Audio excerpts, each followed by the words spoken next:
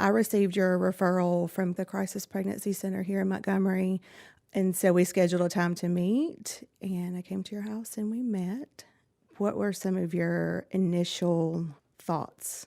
I was truly scared because I was like, oh, it's a stranger in my house. I don't know. But then when we conversated, I just fell in love and I was like, oh, yeah, she's going to be my best friend forever. I think you did say that. On my end, I remember coming in and thinking, she's in school, she's working, she's about to be married, she's got it going on. So she'd be a good mom to work with. I've learned so much stuff that I did not know.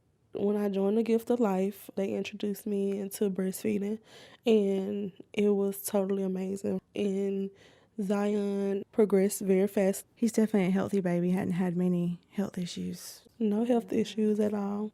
How has the SNAP program helped you provide the nutrition for your son?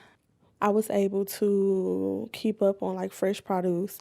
Produce is very expensive. Tomatoes are like $4.39 a pound for fresh organic tomatoes.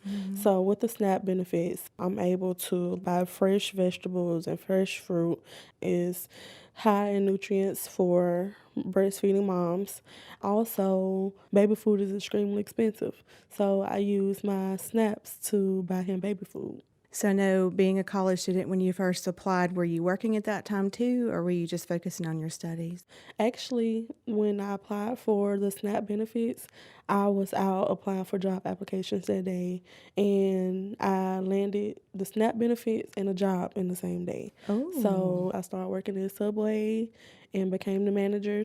But when I go shopping and I know I'm using my SNAP benefits, I tend to try to go at nighttime because people kind of look at you like, oh, she's living off the government or she's trying to beat the system. And a lot of people don't be knowing what type of predicament you be in to receive those type of benefits.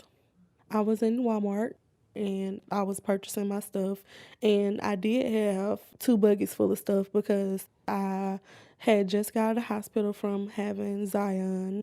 I knew at that point I was not able to come out the house for 6 weeks.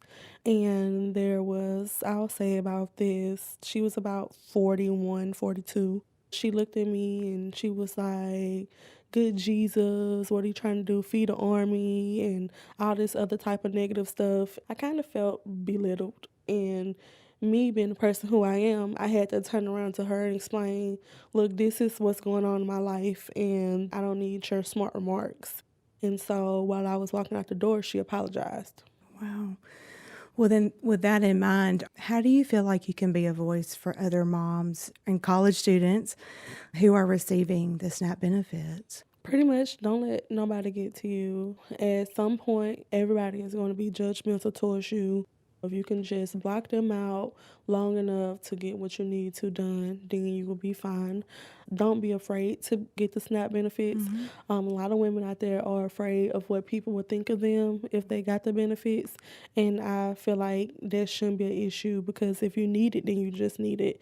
You don't have to get it to live off of for the rest of your life. Just get it to help you get on your feet, and then you can go from there.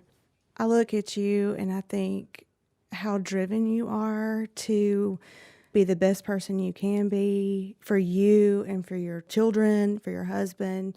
You're a hard worker. You make me just want to work harder to serve my moms because y'all are so special. You've totally been a blessing on my life in so many different aspects. You're like my walking journal. I can tell you anything when I can't talk to anybody else in the world. Thank you, Miss Kristi. I love you.